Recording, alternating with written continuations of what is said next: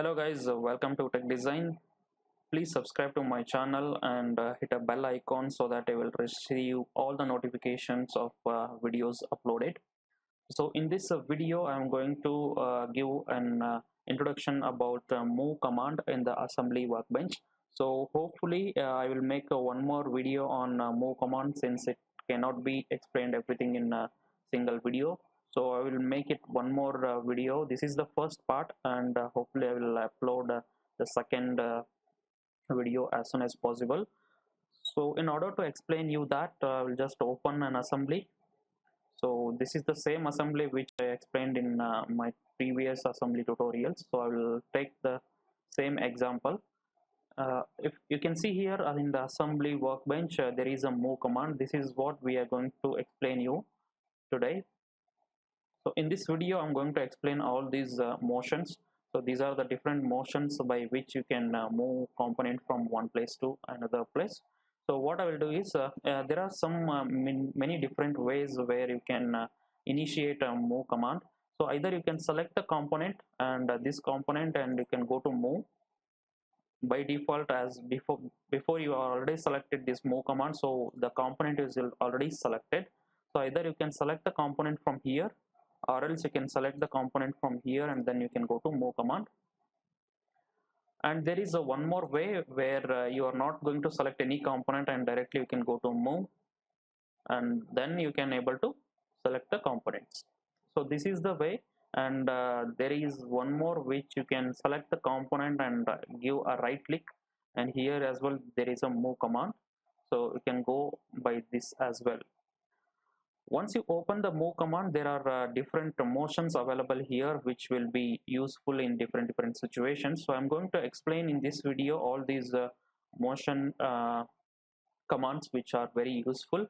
So the first is a distance. As the name suggests, it is by distance. So you need to provide a direction and the distance, the value for the distance, so that it will move the component from one place to another place. What I will do is I will just specify the vector. I'm going to select this x-axis.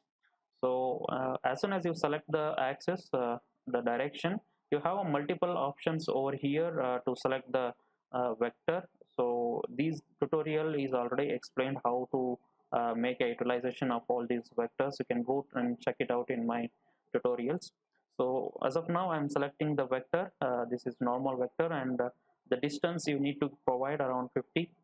So as soon as you give the 50 mm and hit enter, it will move the component from a place to a 50 mm. So if this is not satisfied, you can keep this window as it is, and you can click give some more dimensions and click enter, so that it will move accordingly. -20 will take you to the opposite direction. Either you can give the -20 or you can change the direction over here. So this is how the distance command works. So the next we have is angle command. So as you can see here, there is an angle command. So in order to explain the angle, what I will do is I will just move this component to this hole, so that I can explain you in the better manner. So what I will do is I will just go to move command, and let us move this bolt from point.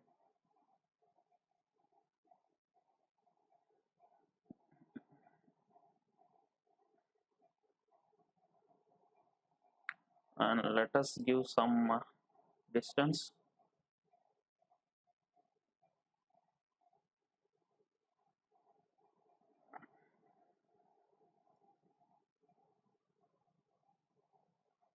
Okay, so what I will do is I will just move this component from here to this hole by using an angle. There is around a 90-degree angle between these to this.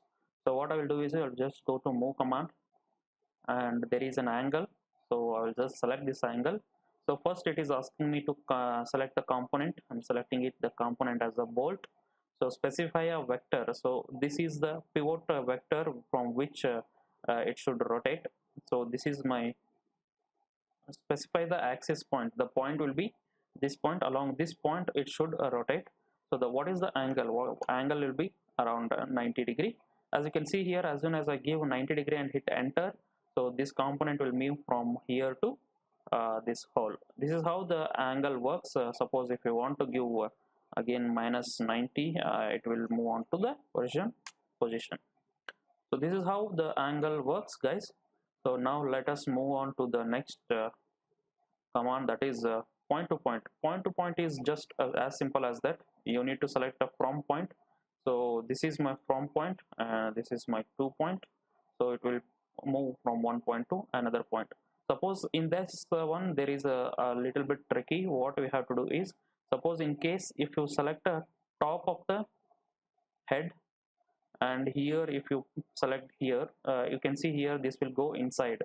So you need to make sure that it will take from point to point. So always when you are making any bolt to be moved from one component to another component by using a point to point, so always select the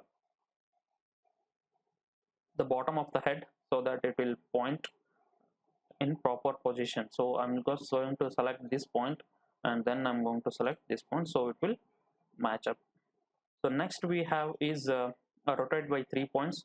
So what I will do is I will just in order to explain that, what I will do is I will just make this bolt on this hole. So let us move that bolt.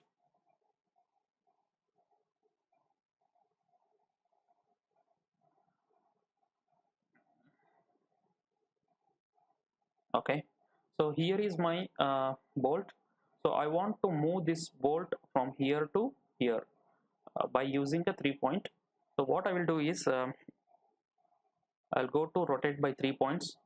So select a component. I'm going to select the component, specify the vector. This is my vector along which it should rotate. So specify pivot point. So this is my pivot point, and a start point and end point. Start point, either you can give this point and this point, or else you can give this point and this point, because the distance between this point to this point and here to here is same. The angle is the same. So what I will do is, in order to show you, I'll just select this point and this point. Now as you can see here, this component is moved to here. So in this rotate by 3 points, what it will do is, it will take 3 points, like this is the pivot point, and this is the start point, and this is the end point. There will be an angle which will be formed by these 3 points. So suppose for example, with from the pivot point to start point and end point, if there is an angle of around 30 degree, the same amount will be used to move the component from one place to another place. This is how that rotate by 3 points works, guys. So you can always suppose if you want to move from one component to another, one place to another place, and if you don't know any angle, and you have some reference angle in some other location, so you can easily make that. So suppose I want to move from this component, this hole to this hole, and there is no hole at all. So in that case, what you can do is you can make a use of these 2 holes. So how is that? You can make a use of rotate by 3 points. So select this point, specify the vector, and this is my vector. The pivot point, you should have to give the pivot point, otherwise it will not work. The start point is this point, and my end point is this. As soon as I give this, so this component we have moved from here to here. So this is very useful, guys, when you are working on a bigger assemblies where there is a reference angle, but you have no idea what is the angle. So you can make a use of that. The next command we have is align axis to vector. Suppose this there is I will just move this component a little bit top, so that it will be helpful for you to understand. So just select this. Okay, apply. Now selecting this component, we have align axis to vector. So what this will do is, this will change the direction of the component. This will rotate the component. It will not going to fix the component. It will just rotate along the axis. Suppose for example, this is my vector, from vector. This is my from vector, and from this vector along this direction I want to make it. Suppose for example, as you can see here, along this vector the component will be tilted, so you need to give the pivot point. Suppose for example, if you give the top of the bolt as a pivot point, this will be kept stationary and the bottom will rotate. Suppose for example, if you can see here, so this pivot point will be kept same and it will be rotated along this vector. So what I will do is I will just show you one more way. Now you saw that the head is kept constant and it is the tail is moved. Now what I will do is I will make it as a reverse. So this is my the component, and this is my first vector, and this is the 2 vector. So now the pivot point, what I will do is I will just select this point so that the head will be moved. You can see here the head will be rotated and the tail will remains constant. This is how this align vector works, guys. Suppose for example, if you have a very difficult in different direction which you need to select, which is not in there in this default direction, so it will be useful. For example, suppose you can see here there is a face here. Along this face, if you want to align any bolt, you can use this option. So I will show you one more way.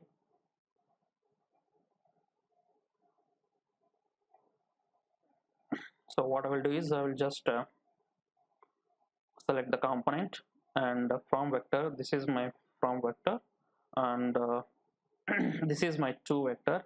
As you can see here, this bolt will be placed aligned to this vector now. So what is your pivot point? Whether you want to keep the head as a stationary or the tail as a stationary. I want to keep head as a stationary, so I will select this point, and as you can see here, along this direction the bolt will be tilted.